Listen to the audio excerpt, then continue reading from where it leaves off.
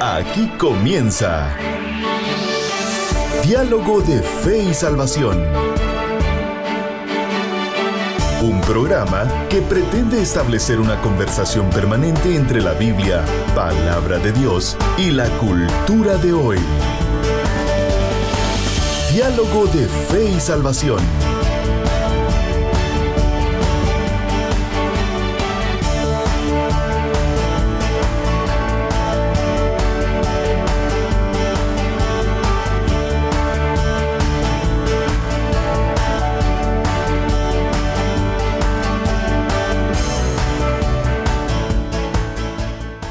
Saludos familia, bienvenidos a Diálogo de Fe y Salvación. Gracias por estar con nosotros en nuestro programa. Damos gracias al Señor por el privilegio que nos da de poder transmitir un programa más desde las instalaciones de la Iglesia Bautista Central de la ciudad de Chiquimula y con el apoyo obviamente del equipo de Amigos TV. Arrancamos un diálogo más. Hermano Eddie, ¿cómo estamos? ¿Cómo estamos? ¿Listos para nuestra serie Liderazgo Bíblico? Así es, hermano Carlitos, una vez más, pues damos la bienvenida a nuestra audiencia, a las personas que siempre están pendientes ahí de Diálogo de Fe y Salvación por las distintas plataformas donde estamos, ¿verdad? Todos los miércoles a las 18 horas. Y pues estamos muy contentos de poder estar una vez más en el episodio 147, por cierto. Ya son 147 programas que el Señor nos permite, ¿verdad? Usted, y la verdad estamos muy contentos de poder estar en esta dinámica, ¿no? Con Diálogo de Fe y Salvación. Creo que, como usted lo decía al principio, ¿no? Haciendo un poco ahí de remembranzas, dijo, quizás no pensamos que fueran a ser tantos capítulos, pero la verdad estamos muy contentos de que ya sean 147. Yo creo que la clave está en no llevar la cuenta. Ah, sí, exacto. Ni tener un como tipo de límite o algo por el estilo, ¿verdad usted? Exacto. Yo creo que la emisión de las ideas, el objetivo principal tiene que ver, ¿verdad usted? Con el deseo de compartir principios, compartir ideas. Así es. En un mundo en donde pues las ideas importan. Exacto. Es necesario que la iglesia de hoy y más cuando hablamos de estos temas, ¿no? Exactamente. Por cierto, hace poquito vi una publicación de la municipalidad de Chiquimula, pastor. Uh-huh. Aparte de aquella otra que estuvo feíta, va, que la ONG aquella que estuvo hablando de la agenda ahí en la MUNI, pero, ¿sabe? Me llamó la atención porque vi medios de comunicación, por cierto, algunos de los que salimos, como Diálogo de Fe y Salvación, presentes en una reunión que tiene que ver con asuntos de transmisión, creo yo, de algunos principios, algunas cuestiones. Sí, pero a lo que quiero llegar, qué bueno que los medios de comunicación cristianos estén ahí. Exacto. Estén presentes en la comunidad. Es que todo. Sí. Y creo yo que tenemos que tener mucho cuidado con querer pensar, por ejemplo, que como segmento cristiano solamente llegar a los cristianos. A los cristianos. Yo creo que eso es peligroso. Sí. Tenemos que preparar contenido para llegar a todas las personas. Correcto. A todas las personas, para que las ideas, ¿verdad? Ustedes vayan permeando en una sociedad la cual cada vez, pastor, está en declive y la iglesia necesita estar presente. Claro, yo creo que en parte, ¿no? Nuestro objetivo como medios y como personas debe ser ese, ¿no? Generar un impacto en la sociedad, en la cultura en que vivimos. Como lo mencionábamos en el capítulo anterior, es algo natural en todo creyente desear ver su entorno transformado por la gracia y la misericordia del Señor. Así que yo creo que todos nosotros como creyentes, como cristianos, como discípulos de Cristo, anhelamos ver nuestras comunidades, nuestras ciudades, nuestras familias, los espacios colectivos en los cuales nosotros nos movemos, nuestro trabajo, el colegio, la universidad, en cualquier lado.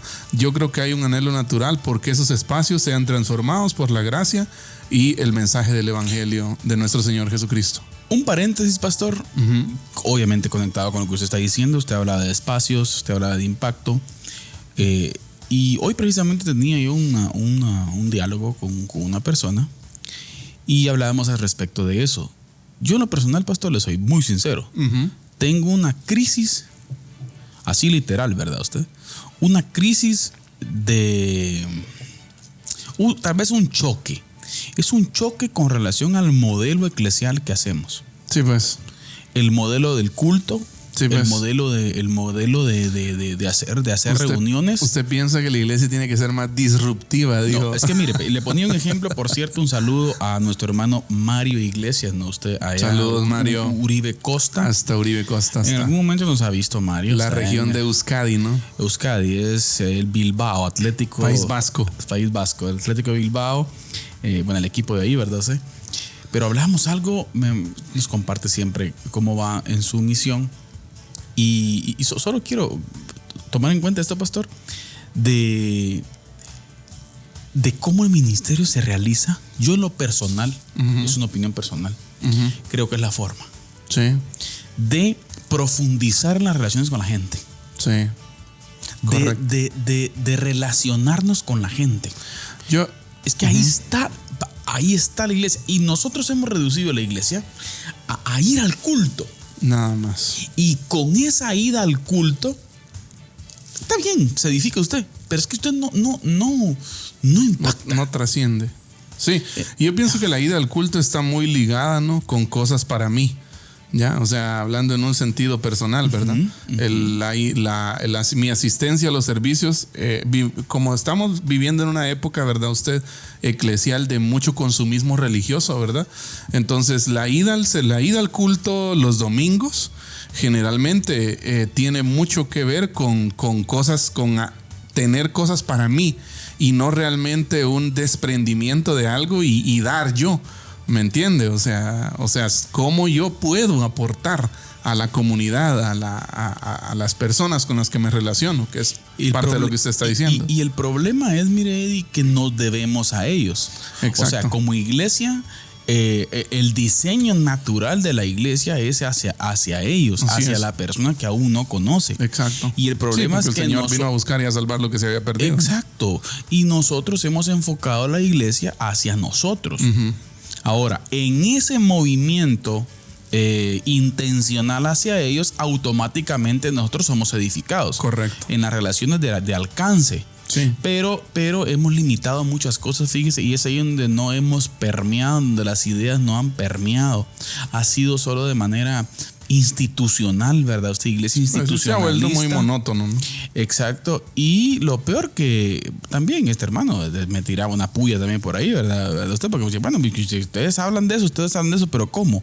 Bueno, le explicaba entonces yo, no, es que estamos trabajando en la estrategia esta, pero esto implica gente. Claro. Esto no va a ser con un alineamiento de un par. Sí, yo recuerdo.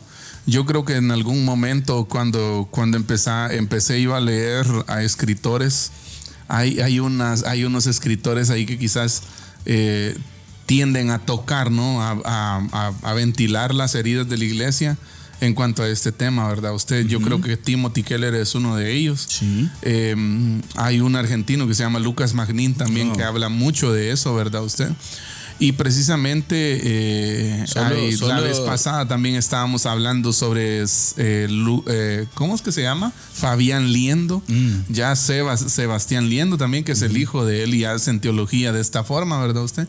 Y algo que a mí me ha llamado la atención y que logro ver en lo que ellos conversan, ¿verdad? Y que son gente que conoce, que Dios la ha dotado con conocimientos bíblicos para beneficiar a la iglesia, a la comunidad, ¿verdad usted?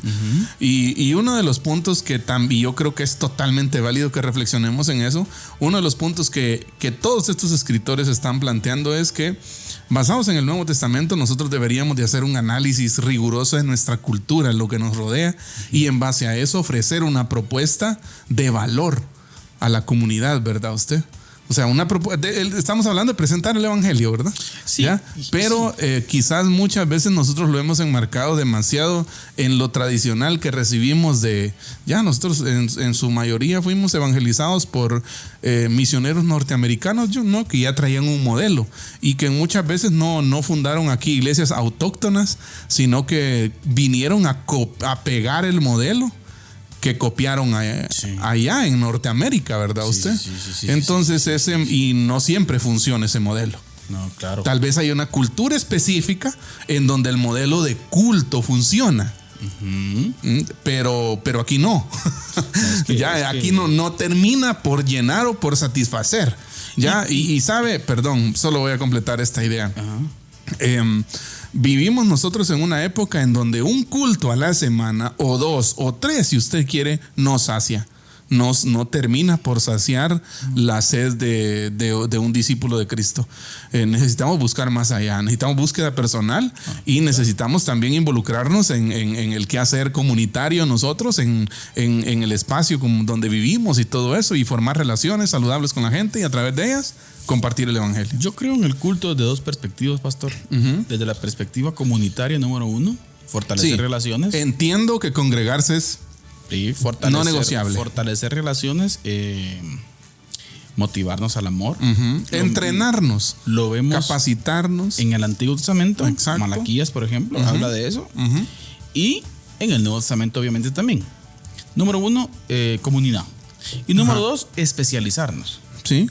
O sea, los cultos, ¿verdad? Usted, esa comunión para especializarnos en tema bíblico específico. El Señor llamó al pastor de una manera más específica. Exacto. Para prepararse de una forma más específica. Así es. Para dar detalles tal vez más específicos de las escrituras. Exacto. Pero de eso a pensar que solamente eso es la iglesia, ahí está el problema. No, ahí está el problema. Sí. Entonces, necesitamos volver al modelo. Exacto. En donde todos, pastor, todos estamos llamados, por ejemplo, a profundizar en las relaciones con las personas con relación a ese tema. Correcto. Sí, para que la gente comprenda, para que la gente entienda. O sea, no es, mira, yo voy a la iglesia. A veces tampoco, bueno, que no está mal, va, ustedes no nos vayan a malinterpretar. Te invito a mi iglesia. Está bien que invites a la gente a la iglesia. Sí. Perfecto, estoy de acuerdo, totalmente. Pero estás entablando una profundidad, ¿no? Debe haber una intencionalidad. Estás entablando una profundidad de compartir el evangelio con la persona. Exacto. O solo quiere llevarlo. Quiere llevarlo a la iglesia. Y sí, que lo convenzan en la iglesia. Ese es el problema. Entonces yo creo que necesitamos volver a esa parte. Entonces, a partir de eso, mire, pastor, es donde se ven las falencias, ¿verdad? Usted, el impacto cultural que podemos tener en nuestra sociedad. Sí. Y es ahí pues la decadencia que estamos teniendo, y es un reto grande que la iglesia tiene. Pero bien, continuamos estudiando los modelos de liderazgo, pastor. Los de hoy están vuelacabezas. Así es. Todo aquel liderazgo de poder y dominio, o personas que piensen que el liderazgo tiene que ver con poder y dominio. Este modelo de hoy, unos 3 puntitos que están al principio ahí. Y estamos hablando del modelo de los apóstoles específicamente, ¿no? Exacto. Y hablamos un poquito de cómo la iglesia primitiva trabajó. Ya vimos por ahí cómo eligieron liderazgo. Y va avanzando el tiempo, ¿verdad usted? Y hoy vamos a hablar un poquito de Saulo. Exacto. De Pablo, de Bernabé, por ejemplo. ¿Y cuál fue la relación entre los apóstoles, pastor? Sí. O sea, había un cacique. Había un ultra, super, mega, el mero poderoso, o eran una comunidad. Sí. Yo pienso que, bueno, para ofrecer un poquito de trasfondo por si hay oyentes nuevos, ¿verdad? Hemos venido en el último programa, estuvimos analizando un poco el liderazgo de los apóstoles visto a través de 2 lentes. Principalmente el lente de Hechos capítulo 6, en donde pues se suscita, ¿no?, uno de los primeros problemas de la iglesia primitiva, y es que las viudas de los griegos eran mal atendidas, ¿verdad? Y vemos ahí cómo los discípulos gestionaron para resolver ese problema. No obviaron, no omitieron el problema, ¿verdad? Sino que buscaron una forma de resolverlo y lo resolvieron, y en esa resolución de los problemas se ve que no hay jerarquías. Ya lo que usted estaba diciendo, no hay un mandamás, no hay un mero. No. ¿Ya? Y también, aparte de eso, vimos Hechos capítulo 13, que es la iglesia de... el primer ejemplo es la iglesia de Jerusalén, ¿no? Hechos 6. Y el segundo es Hechos 13 en la iglesia de Antioquía. ¿Ya? Y ahí también vemos que habían, dice, profetas y maestros, plural. ¿Ya? Y se lista ahí. Pero ciertamente no se especifica una jerarquía. No dice quién era el jefe, quién el que llevaba la voz cantante. No, ¿verdad usted? Solamente dice que el Señor habló. Exacto. Bueno, el Espíritu Santo habló y dice: apártenme a estos 2 para la obra a la que los he llamado, ¿verdad? Y de ahí vamos a partir, porque era necesario mencionar esto, porque de ahí vamos a partir y vamos a hablar un poco para empezar, ¿verdad usted?, de la relación que existe entre Bernabé y Pablo. o Saulo, ¿verdad? Exacto. Y aquí hay que entender algo bien importante, miren, hermanos. Tenemos que ver que en el orden de conversión, si queremos decir así, ¿verdad? Pues Bernabé era un discípulo maduro ya en el Señor. Mucho más antiguo, con más antigüedad que Pablo. Y viene y comienza un proceso en donde lo comienza a guiar. Exacto. Podríamos decir, si en algún momento en la interpretación de hoy, ¿verdad? Que Pablo tenía que sujetarse y estar bajo la autoridad o bajo la cobertura de Bernabé, ¿verdad? Sí. Y tenía que pasar muchos años para que Pablo hiciera cosillas que tal vez Bernabé tenía que indicarle qué hacer, ¿verdad? O cederle, ¿no? Exacto, pero vemos ahí una relación, pastor, la cual es una relación lineal, ¿verdad? Exacto. Y horizontal. Exacto, y se observa cómo, por ejemplo, en su relación, ellos, por ejemplo, Bernabé en algún momento va y lo presenta con los apóstoles, ¿verdad? En Jerusalén. Y se da esa relación lineal, pastor. Pienso que esa cronología ahí de esos hechos que se dan en esa cercanía, en lo que usted acaba de mencionar, empezando por lo que usted acaba de mencionar, ¿va? Acto 1, digamos, Pablo y Bernabé presenta a Pablo a los hermanos en Jerusalén, ¿ya? Y acto 2, Bernabé va a buscar a Saulo o a Pablo para que le ayude con unos temas en el ministerio en Antioquía, ¿verdad usted? O sea que, y a partir de ahí hay algo que me llama la atención. Después ellos son enviados en un viaje misionero, ¿verdad? En el capítulo 13, que ya lo mencionamos. Y llama la atención que de ahí se da una dinámica que a mí siempre me ha parecido interesante. Hace poco la descubrí, por cierto, en donde el libro de los Hechos empieza a mencionar a veces primero a Pablo y a veces primero a Bernabé, dejando a entender quién. Y ahí es, miren, hermano Carlitos, es donde uno ve. Piquemos piedra ahí. Ajá. De que qué interesante es ver cómo Pablo no tenía ningún problema en que Bernabé liderara en ciertos asuntos donde Bernabé sin duda tenía dones, talentos y habilidades para sacar adelante las cosas, pero tampoco Bernabé tenía problemas, ¿verdad? Con que Saulo, el recién convertido, el nuevo, ¿ya? Llevara también la voz cantante, el liderazgo en ciertos asuntos que él sin duda dominaba, ¿verdad? Exacto. Pluralidad. O sea, es interesante ver esa parte, cómo el corazón, o sea, el corazón del servicio, el corazón del siervo, pastor, no es un corazón dominante. Exacto. No es un corazón exclusivo. Sí. O sea, en donde la unción, y hasta que aquí hay que cambiar hasta tono de voz, ¿va usted? hay que la unción está sobre alguien en específico y el resto no. O sea, que aquí vemos que el Espíritu del Señor puede usar a cualquiera. Exacto, y lo que vemos ahí, hermano Carlitos, es que el paso de liderazgo es normal y natural. Ya nadie busca beneficiarse. No busca ser más importante que el otro. Exacto, no vemos a Bernabé y a Saulo, no vemos a uno peleándose por quién va a hablar en este lugar, ¿verdad? Porque al final era el primer viaje misionero de Pablo, ¿no? ¿Quién va a hablar aquí? ¿Quién va a tomar la palabra aquí? No vemos ese tipo de discusiones, ¿verdad usted? Sino que en determinados momentos actúa Bernabé y en determinados momentos acciona Pablo, ¿verdad? Exacto. Creo, hermano Carlitos, qué bonito reflexionar sobre un liderazgo así. Sobre un liderazgo, mira, hermano Carlitos, donde los celos ministeriales no existen. Exacto. Ya no existen, sino que cada quien se ocupa de su área. Exacto. Y de la especialización según sus dones. Exacto. En cuanto al desarrollo de la iglesia. Fluye, ¿verdad? Nosotros tenemos un pequeño testimonio aquí en la iglesia bautista. Vamos a contarlo. No, son ¿cuántos? 6 años, pastor. Ya, 6 años de ministerio. Aquí 5, pero 5, bueno, unos meses antes. Casi 6 años. Casi 6. 6 años. Y trabajando junto con mi hermano Eddie, desde el principio, la convicción siempre, bueno, yo en lo personal siempre tuve la convicción de la pluralidad de ancianos. De liderazgo de varios. Si es posible más, pues más.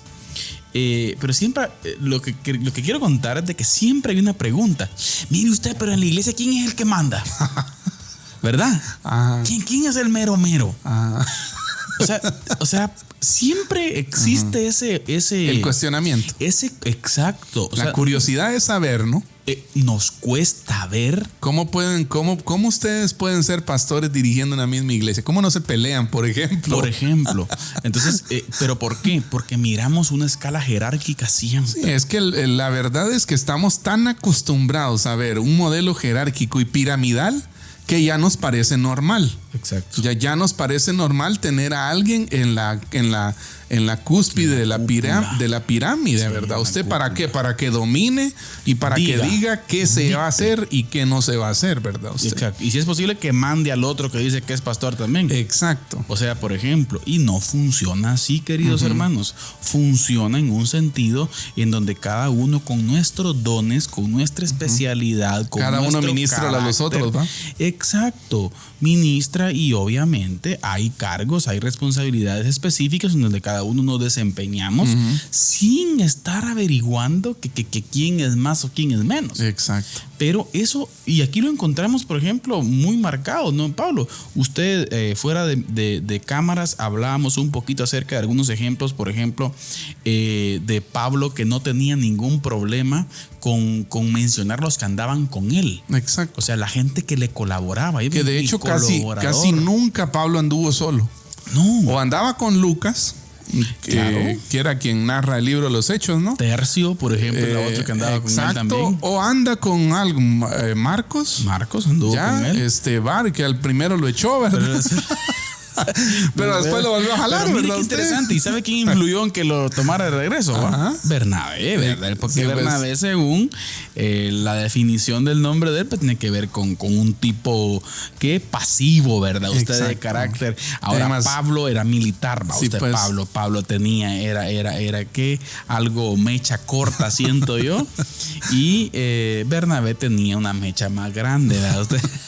Entonces ahí es en donde se compensa, creo yo, pastor, y creo que es el objetivo de eso, porque la Biblia habla específicamente cuando dice, y lo vamos a ver en el otro punto, pero habla específicamente de cómo los diferentes dones sirven para eso. Exacto. Para edificarnos mutuamente. ¿Por qué? Exacto. Porque hay fortalezas de alguien que ayudan a la debilidad del otro y obviamente de la misma forma el siguiente. Entonces, eso es lo que hoy en día no existe.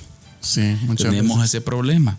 Entonces necesitamos volver a ese modelo bíblico. Correcto. Donde más gente esté involucrada. Así es. Y si se puede pensar en un tercer pastor, Claro. gloria a Dios, por cierto. 4 o si 5. queremos testificar aquí en la iglesia específicamente, estamos ya orando y estamos ya ahí platicando, ¿verdad? Usted, y esperamos en Dios que en un tiempo no muy largo, algo corto plazo, mediano plazo, poder decir, bueno, que aquí somos 3. Sí, pues. Exacto. O sea, Y podemos trabajar según nuestros dones, Claro. según nuestras lo que Dios. En el área específica que tiene que ser, y todos entendiendo que somos lavadores de pies. Exacto. Servidores. Nadie con una superioridad espiritual o ¿qué? Moral. Exacto. O uncional, no sé si sería así la palabra, ¿verdad? O sea, que alguien tenga más unción que otro. No, Sí, pues. yo creo que todos estamos llamados a ello, y qué bueno. Yo creo que se ahorraría muchos líos la iglesia de hoy, pastor, si ese modelo fuera practicado entre nosotros. Sí, pues.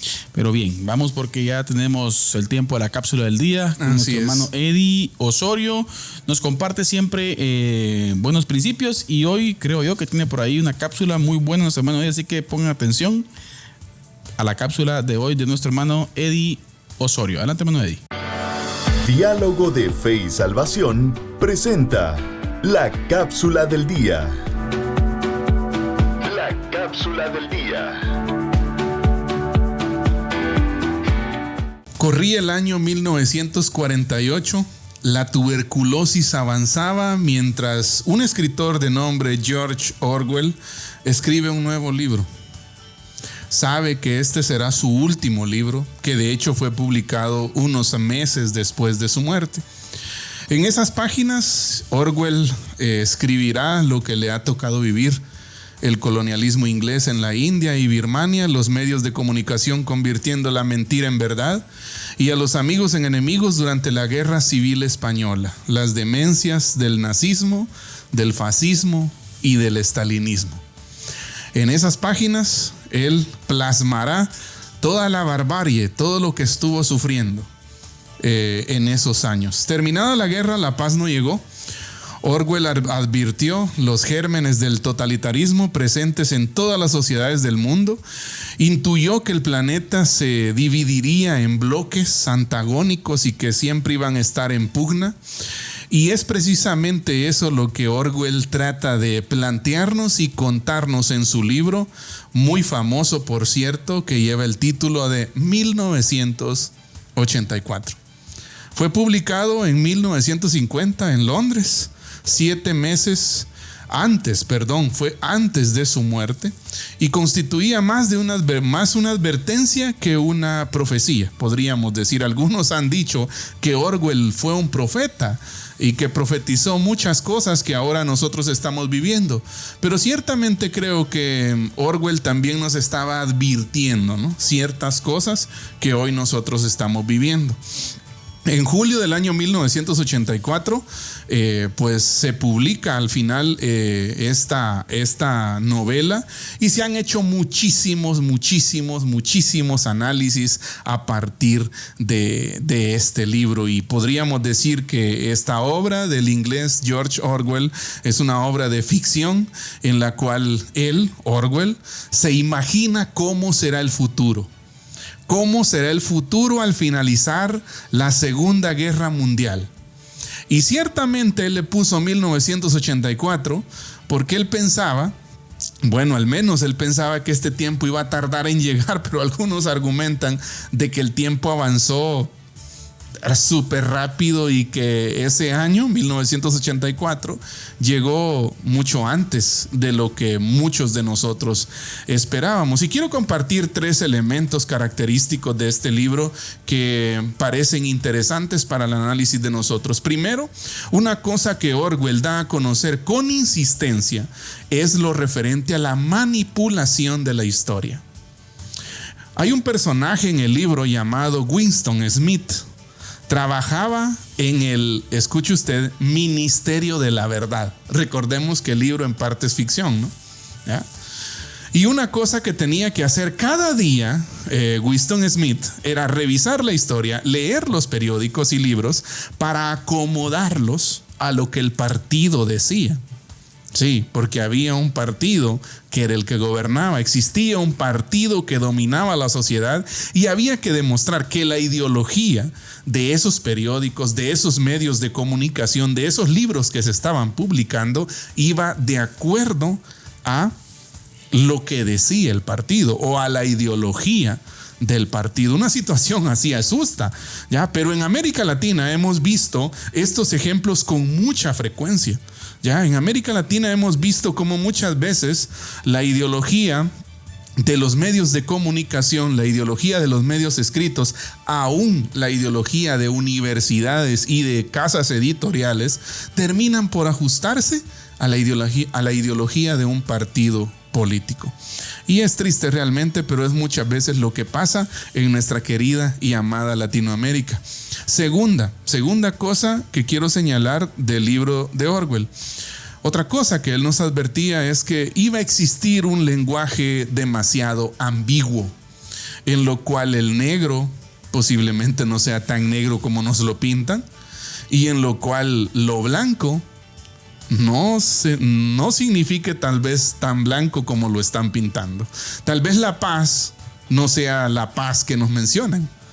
Tal vez la guerra no sea la guerra que simplemente está sucediendo, sino es una narrativa que muchas veces nos la están vendiendo. Y en nuestros días asistimos a una situación parecida en la cual las palabras, por ejemplo, palabras como verdad, palabras como libertad, palabras como igualdad, democracia, se manipulan.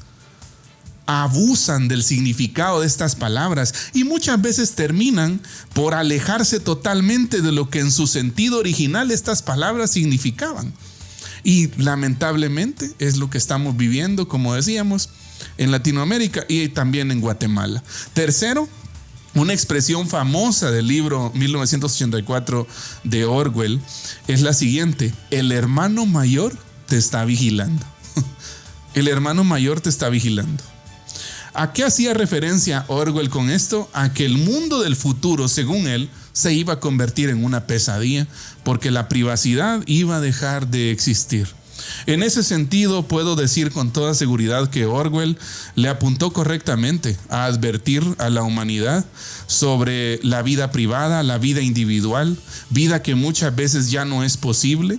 Hay un sistema de espionaje a través de la electrónica, de manera que las acciones de una persona en ese entonces, en el imaginario de Orwell, estaban controladas por el Estado a través de una red de investigación. Hoy, por ejemplo, si bien es cierto, quizás eso no es evidente, pero no está de más decir que vivimos en medio de políticas de censura. Ya casi no podemos hablar la verdad objetiva. Ya nosotros tenemos muchas veces que cuidar de decir ciertas palabras. Aquí mismo en Diálogo de Fe y Salvación hemos visto que hay ciertas palabras, cierto lenguaje que si lo mencionamos y que si lo decimos y que para nosotros es verdad bíblica, pero si decimos esas palabras, nos censuran, nos bajan el programa, nos bloquean y es posible que hasta nos cierren un canal en las plataformas electrónicas donde nosotros publicamos el programa. Y lamentablemente eso que estamos viviendo hoy es el día a día. ¿Sí? Es el día a día, esto que acabamos de mencionar, censura, hay manipulación en el ambiente también, se manipula la historia de acuerdo a la ideología de ciertos actores políticos y es triste, pero saben, Orwell nos lo advirtió y creo que más certero que Orwell es la Biblia, ¿ya? La palabra siempre nos llama a estar alertas y hacer luz y hacer sal en medio de la oscuridad. Y es cierto que creo que en este tiempo, en el 2024, nosotros vivimos, podríamos decir, un tiempo bastante apocalíptico, ¿no? Bastante oscuro, en donde las tinieblas cada vez son más densas. Pero sabe, mientras más densas sean las tinieblas, más la luz debe de reflejarse. Y ese es el llamado que nosotros tenemos como discípulos de Cristo. Seamos sal, seamos luz en este mundo de densas tinieblas. Esta ha sido la cápsula del día. Que el Señor les bendiga. Diálogo de Fe y Salvación presenta la cápsula del día. La cápsula del día.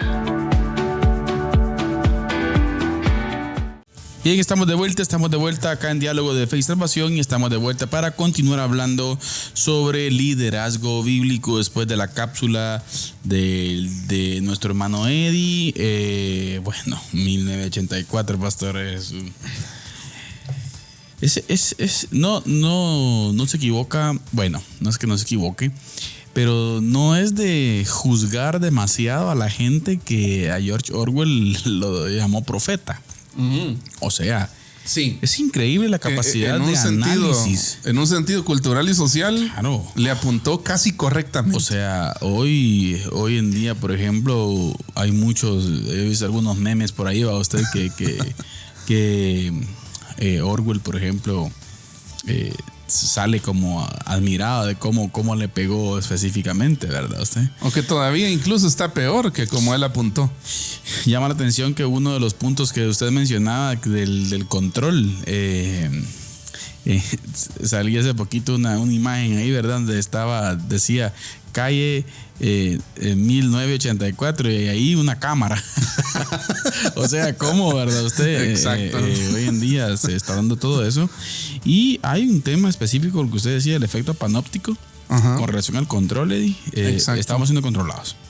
Sí. Estamos siendo controlados. Y dejemos de cositas, pero lo vemos a través de la tecnología. Según mucha gente está teniendo la práctica ahora, pastor, de tapar el micrófono de su teléfono, sí, en las noches. Sí. Fíjese, y es increíble. Cuando usted mencionaba eso en una reunión de la iglesia hace poco, yo recuerdo que en su momento yo descubrí eso, ¿no? Bueno, yo lo leí en una noticia y me pareció interesante. Dije yo, ¿será cierto? Y la cosa es que entré a las configuraciones de la aplicación de WhatsApp y la verdad es que sí es cierto. El teléfono le marca a usted en qué momentos del día su micrófono estuvo abierto. Y es comprobable, aún en mi teléfono personal, que el micrófono de mi WhatsApp está abierto, aunque yo no lo esté usando en ciertos momentos, ¿verdad usted? Ya, o sea, y por eso es que, como usted decía, ¿verdad? Usted a veces habla sobre algo, sobre que quiere comprar algo, por ejemplo, y al rato le aparece en Facebook lo que usted quiere comprar, o en Google, o en otra publicación, ¿verdad? Usted, la vez pasada yo también vi un documental en donde, por ejemplo, habla uno de los negocios más lucrativos hoy en día a nivel mundial es el Big Data, ¿no? Son los datos de las personas. ¿Ya? Los datos de las personas valen dinero. O sea, hoy en día, y es uno de los productos más caros hoy en día, ¿ya? Y fíjese que estuve viendo yo de que una de las empresas que más manipula y más de estos datos maneja es Amazon, ¿verdad usted? Y haciendo una alusión a esto, ¿verdad? Hay un documental en donde se llega a una conclusión de que Amazon es como que cuando usted anda comprando en Amazon, en la página web, Amazon literalmente es como que anduviera una persona detrás de usted viendo a ver qué compra, dónde da clic, cuándo se detiene, cuánto tiempo se detiene en tal producto.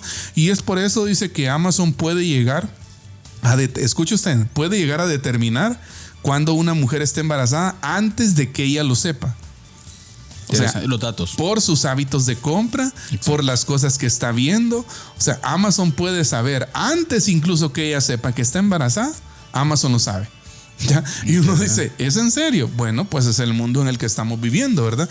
Y eso, digamos, es el uso ¿qué? Sano y marquetero de los datos. Pero imagínese el uso que le pueden dar a todos esos datos. Terrible, Eddie. Y yo creo que la libertad se está perdiendo.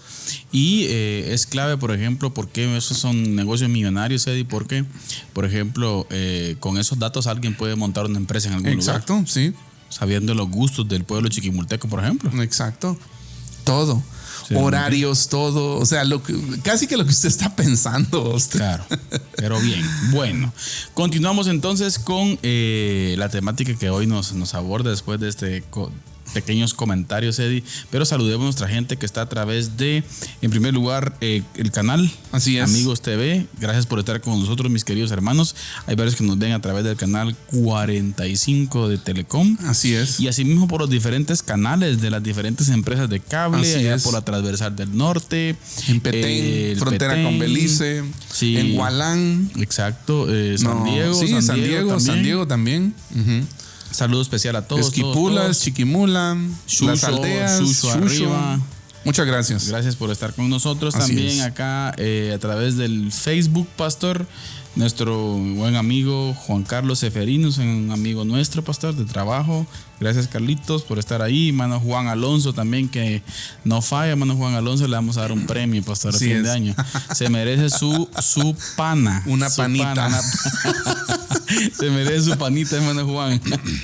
Hermana Jenny Najarro también nos saluda. Bendiciones, hermanos. Listos acá junto a mi esposo para escuchar tan edificante programa. Gracias, hermana. También nuestra hermana Rebeca Orellana ahí pendiente. Así es. Nuestro hermano Philly Bustamante también, Pastor. Así es. Saludos, hermano Philly, hasta Dallas, Texas. Sí, también nuestro buen amigo el Chato Roldán también. Saludos, muchas gracias por estar con nosotros. Y nuestro hermano Boris Díaz desde el Palmar, Chiquimula, Pastor. Así es, un saludo, hermano Boris. Dice, ante Dios todos somos siervos con distintos dones para ayudarnos mutuamente. De eso vamos a hablar ahorita. Exacto. Así es. También nuestra hermana Alba Valdés de Girón, a él por Lindavista, Iglesia Amigo Lindavista. Un saludo, también, muchas gracias. También, Pastor, Edna Ramírez de Vargas desde Jampú.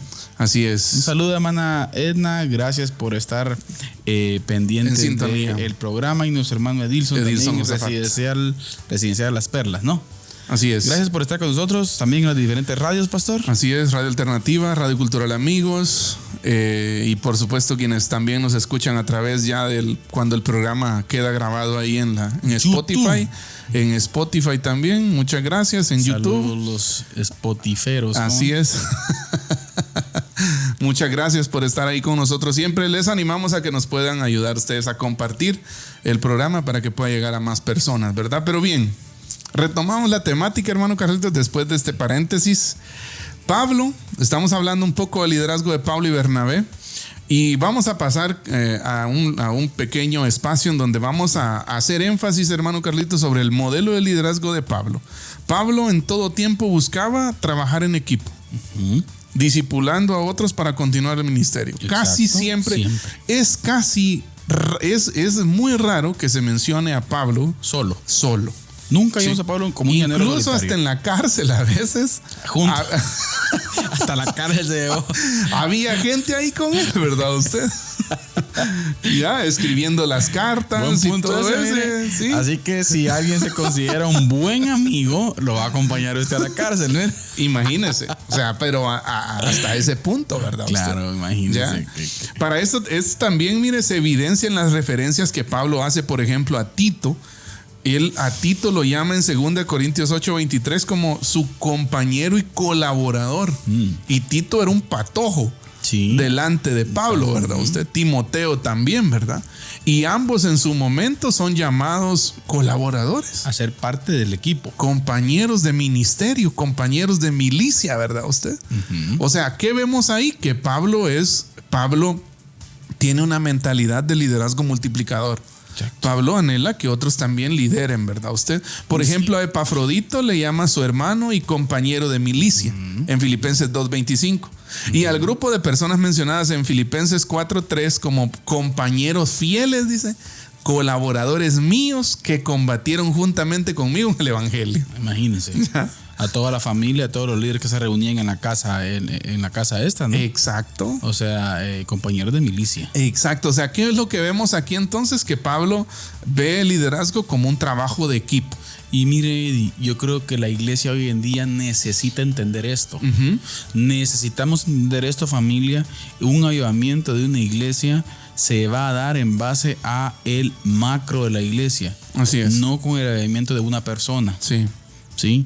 O sea, el impacto de una iglesia, el crecimiento de una iglesia se va a dar cuando la mayoría, Eddie, decida formar parte de este equipo, ¿no? Usted, Del grueso, ¿no? Del liderazgo. reino, exactamente. Del grueso del liderazgo. Entonces es así como vamos a poder formar más discípulos. Claro. Pero llaneros solitarios por ahí, No se puede. No va a cuajar, ¿verdad usted? Exacto. No hay evidencia, mire, que Pablo se consideraba el super líder. No. Superior a ellos. No. En ningún momento Pablo se ubica superior a Tito, a Timoteo, a Epafrodito, Es más, a los que estaban ahí. Primera de Timoteo 1:15, palabra fiel y recibida por todos, que Cristo Jesús vino al mundo Ajá. para salvar a los pecadores. Yo soy el primer lugar de... Exacto, O sea, Pablo dijo, si de algo he de jactarme es que no sirvo. exacto. No sirvo, soy Imagínese. pecador. Imagínense. No me imagino yo oír a un super apóstol hoy en día diciendo eso. Imagínense. Pierde autoridad, pierde unción. Es la mentalidad que hoy existe, ¿verdad? Exacto. Usted? Entonces, de esto podemos notar, mire, que de ninguna manera Pablo era el apóstol solitario o el llanero solitario, como usted acaba de mencionar, que todo lo hacía él y que él se consideraba como el gran líder, ¿verdad usted? Sí. No, en la iglesia primitiva. Pablo siempre trabajaba con otros. Ahora, yo quiero que tal vez reflexionemos un ratito sobre esto, pastor. Trabajar con otros también requiere... Eddie, es que mire, pues yo veo imposible Ajá. que podamos tener impacto como iglesia haciendo, por ejemplo, el trabajo. Contextualicemos si usted quiere. Los pastores. Ujú. Es que no funciona. Exacto. No va a ser así. Es necesario, por ejemplo, el trabajar los distintos grupos, las distintas edades, pastor, las distintas necesidades, las especialidades. O sea, en la iglesia hay un sinfín de retos y desafíos que podemos trabajar. Es casi impensable Y eso, que... eso no lo puede hacer el cura solo. Es casi impensable que una persona lo pueda hacer todo.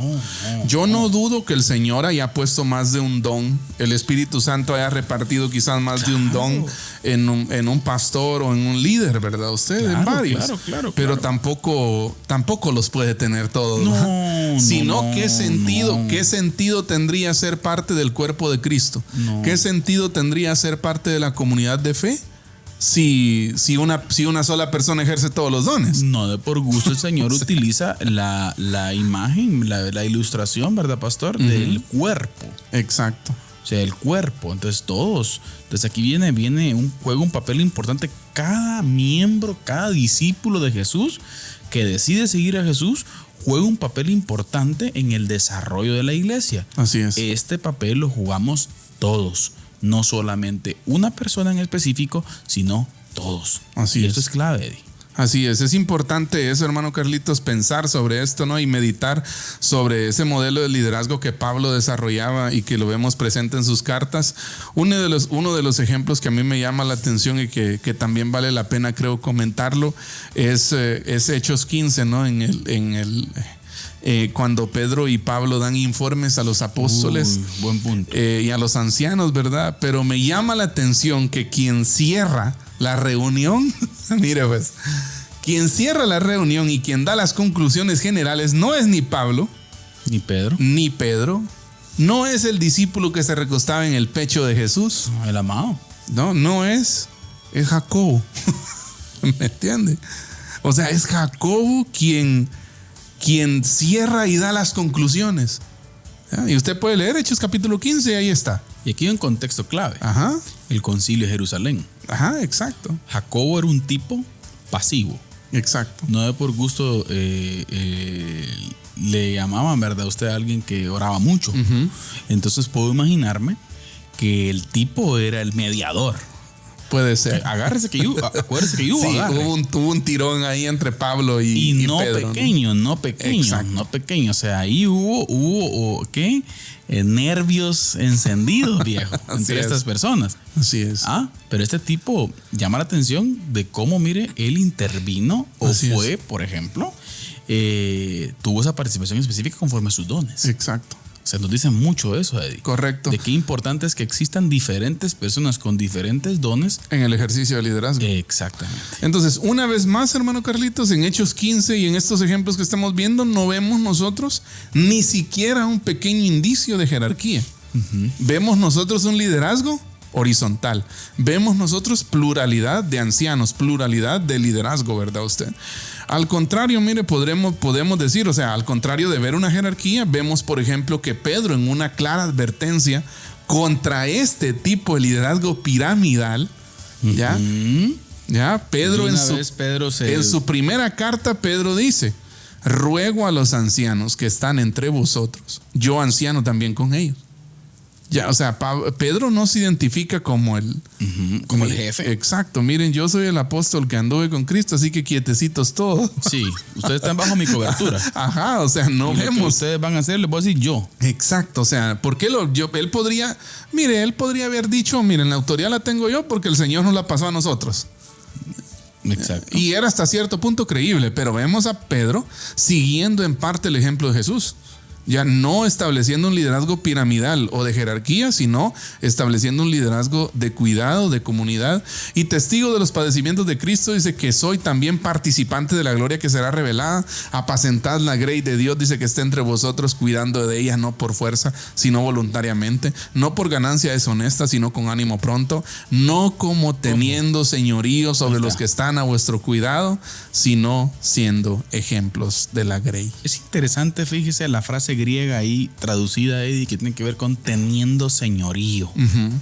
O sea, no tiene absolutamente nada que ver con que usted sea superior o tenga poder o dominio sobre otra persona. Uh-huh. Pedro repele eso. Exacto.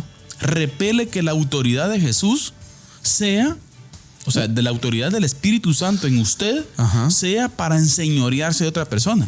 O para estar encima. O mandarla, traerla, venir, andar. No, es que no funciona así. No, ese es el modelo bíblico. Eso no es del Espíritu Santo, Eddie. Así es. ¿Ah? Y hoy en día existen unas cositas en algunos contextos cristianos, Eddie, que es terrible. Así es. Es terrible. Y qué ejemplo el que nos da Pedro de verdad en este pasaje de su carta, no como teniendo señorío de los que están a vuestro cuidado, dice, ya, sino siendo ejemplos de la grey. Aquí uno de los argumentos más sobresalientes del texto también es que el liderazgo se basa en el ejemplo de servicio. Claro. ¿Ya? En el apacentar. Ajá, exacto. En el tener, mire, el estar al servicio, mire, pastor, de crear el contexto específico conforme a nuestros dones, Así para es. que los demás crezcan, Exacto. para que todos crezcamos. Y pues ese es el modelo que nosotros vemos en los apóstoles. Hay ciertos quizás pasajes bíblicos en donde el tono quizás sube un poquito, pero se debe, por ejemplo, a temas de apostasía o temas de violentar los principios del evangelio, ¿no? Ahí sí. Que no es poca cosa. Ahí sí Pablo es como gato panza arriba. No, Pablo saca el soldado dentro de él. Exacto, o sea, Pablo es enérgico y es fuerte, ¿verdad? Pero son temas específicos, ¿va? Sí. Y así puntuales, ¿verdad? Usted, en donde ellos hablan quizás con un poquito de un tono más alto, pero tiene que ver con eso. No en el liderazgo como tal, sino con el trato de ciertos temas. De ciertas desviaciones, ideas contrarias al evangelio. El problema es que para Pablo trastornar el reino era algo que le importaba, ¿no? Imagínese el tono con el que escribió la carta a los Gálatas. Pobres Gálatas, ¿no? Sí, pero bueno, se le escribiera eso a la gente, pastor, por Dios santo. Muchos se van de la iglesia, por cierto. Claro. No sé si vamos a tener todavía resistencia, pastor. Sí. Tenemos todavía unos minutos. Dejémosla pendiente por el tiempo, pastor. Bueno, Ajá. Entonces conversemos unos minutos más sobre por cierto, esto. Solo, si usted quiere, solo hacemos una mención así específica. Es importante recordar que estamos en un mes clave y qué bueno, perdón por el paréntesis, Ajá. hermanos, pero qué bueno es ver iglesias, Eddie, haciendo énfasis en la familia. Sí, pues. Durante este mes. No debería ser eso durante este mes. Sino todos los meses, todo el tiempo. Creo dar esa batalla de ideas y preparar a nuestra gente ante la avalancha progre y de ideas horribles hoy en día. Creo que es importante que la iglesia también se manifieste. Correcto. Y se pronuncie. Pero bien, esto es clave, Eddie, esto es clave. Venimos viendo sobre la parte del liderazgo, ese énfasis de cómo no existe ese poder, ¿no? Ese dominio sobre las personas. Ahora todavía estoy más. Convencido. Ya lo estaba, pero ahora todavía estoy más, que el modelo del Nuevo Testamento, el modelo bíblico de liderazgo, no es un modelo jerárquico. Ya no es un modelo jerárquico. Si nosotros crecimos en la fe, si nosotros crecimos en medio de la iglesia, en medio de un liderazgo así, jerárquico, piramidal, de poder, de dominio, y quizás para nosotros ese fue el modelo más conocido, tenemos que ir a una relectura del Nuevo Testamento, ya una relectura de la Biblia, y ver que el modelo planteado por Jesús, planteado por los apóstoles y planteado en general por la iglesia primitiva, es un modelo de lavar pies, hermanos. Claro. Es un modelo en donde todos están ubicados según sus dones, ¿ya?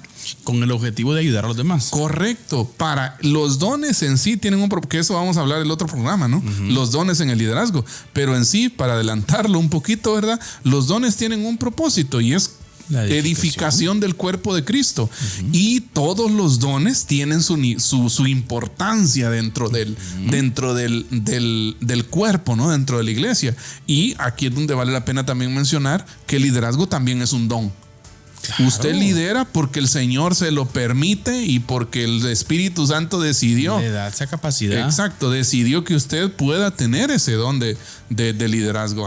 Muchas veces nosotros podríamos pensar, hermano Carlitos, que las habilidades de liderazgo tienen que ver con cosas también seculares, pero el liderazgo en la iglesia es muy propio. No es como liderar, no es como gerenciar una empresa. No. Ya no es como gerenciar una organización. El problema es que aquí no solamente está en juego el funcionamiento institucional de la iglesia. Administrativo. Exacto, sino aquí está en juego la edificación de la gente. Exacto. El crecimiento de la gente. Expansión del reino. Porque en algún momento se recuerde de usted que podemos caer, por ejemplo, los pastores, en vez de ser pastores, caer a ser gerentes de iglesia. Exacto. Gerentes religiosos. Ahí es donde entra... todo funcione, o sea. Exacto. Administrativa o institucionalmente. Exacto, que funcione, sí, que camine. Ahí es donde entra, y yo una vez más cito a John Piper, ¿no? Hermanos, no somos profesionales. Claro. Sí, hermanos, no somos gerentes, somos pastores, y Dios nos ha llamado a ejercer un liderazgo de lavar pies. Ese es un eslogan ahora. Uy. Un liderazgo. Ese principio, pastor. Un liderazgo de lavar pies. Es vuela cabezas. Sí, un liderazgo que no busca jerarquías, que no busca adueñarse de un puesto. Y hoy creo yo que estamos al revés. Que en vez de lavar pies, muchos ministerios queremos que nos los laven. Exacto. Y no solamente que se los laven, sino tener señorío sobre esos que lavan. Tristemente. Entonces rangos, ¿no? Rangos espirituales. Necesitamos recuperar el modelo bíblico. Sí, definitivamente. Va a costar. Sí. No es fácil quitar un modelo, y como ya lo mencionamos al principio, el problema es que hasta la gente aún se siente cómoda con eso. Exacto. O sea, la gente quiere que usted la mande. A la gente le gusta ser dominada en parte. Exacto.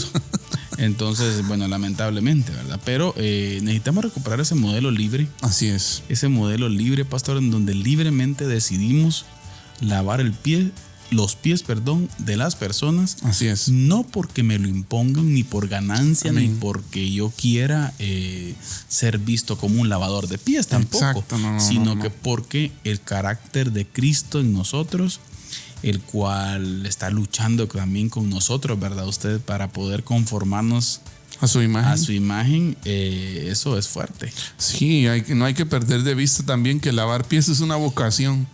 No es... O sea, no es algo que usted lo va a hacer obligado. No es algo que usted lo va a hacer para que lo miren, como usted estaba diciendo. No, es algo que usted anhela hacer. Exacto. Servir a sus hermanos. Y repetimos nuevamente que estamos utilizando la ilustración del lavamiento. Ajá. Obviamente no estamos diciendo que es literal, pero estamos hablando de servicio. Exacto. De humildad. Así es. De disposición de ayudar Amén. a otra persona a crecer. Así es. Y es una muy buena pregunta con la que queremos terminar, Eddie, porque tenemos ya 2 minutos. ¿Qué tanto usted, querido hermano, como discípulo de Jesús, está lavando pies? Ese es un punto bien importante. Está sirviendo a otros. ¿Usted está sirviendo para edificación de otro? ¿Está haciendo algo específico en su iglesia para edificación de otro? ¿O para satisfacción propia? ¿Está sirviendo de tropiezo por otro? Podría ser también. Decía aquel meme, ¿va? Me dijiste que servías en la iglesia. Pero de piedra de tropiezo. Sí, pero de piedra de tropiezo. Entonces, es muy importante. Palabras finales a nuestros hermanos, Eddie. Bueno, solo les queremos animar, hermanos, a que ustedes puedan servir. Claro. Sirvan a la iglesia. Si usted todavía no está sirviendo a la iglesia, le voy a decir yo unas palabras proféticas. Bueno. No, le quiero decir en el amor del Señor que hay una oración que yo creo que el Señor siempre la contesta. Uh-huh. Y esa oración es la oración de Pablo. ¿Ya? Es Señor, primero le pregunta a Pablo, ¿no? ¿Quién eres, Señor? Ya, luego que el Señor se identifica con él, Pablo le dice, ¿qué quieres que yo haga? Creo yo que esa es una oración, por experiencia personal lo digo y tengo varios testimonios también, de que si usted le pregunta al Señor, ¿qué quieres que yo haga? Él le va a decir. Él le va a decir, hermano, déjame decirlo. Así que si usted todavía no está sirviendo en su iglesia local, por favor pregúntele al Señor, Señor, así literal, con toda sinceridad, ¿qué quieres que yo haga? Y prepárese para la respuesta. Buenísimo, pastor. Y un punto bien importante, hermanos, hay una práctica algo feíta que tenemos, fíjense, en la iglesia, que siempre decimos esto: ay, es que voy a esperar que alguien me diga, sí, que alguien me hable, que me nombren, por ejemplo. Exacto. Y dígale al pastor, líder, lo que sea, mira, hermano, ¿en qué puedo servir? Exacto. O sea, no espere que lo anden buscando ni que lo llamen. Sí, usted preséntese. Ofrézcase. Claro. Sí, lo que pasa es que estamos, como aquel dicho, ¿cómo es? Buscando trabajo, deseando no encontrar. Algo así se ha dicho, de verdad. Bueno. Entonces, gracias por haber estado con nosotros, mis hermanos. Esto fue un diálogo más. Así es. Hemos llegado al final. Si el Señor lo permite, nos vemos en nuestro próximo programa. Por ahí vamos a ponerle 0 otra vez, hermano Moy Ramos Alguero, pastor. Desde que el Madrid ganó la Champions, aparece de último. Yo no sé qué será. Así que, hermano Moy, está viendo muy tarde el programa. Así que saludos, hermano Moy. Y gracias por haber estado con nosotros, mis hermanos. Amén. Esto fue Diálogo de Fe y Salvación, siempre recordándoles que la verdad no solamente puede ser corrompida con la mentira, sino también con el silencio. Que Dios les bendiga. Amén. Diálogo de Fe y Salvación. Te Temas actuales a la luz de la Biblia. Muchas gracias por acompañarnos en esta edición. Hasta la próxima.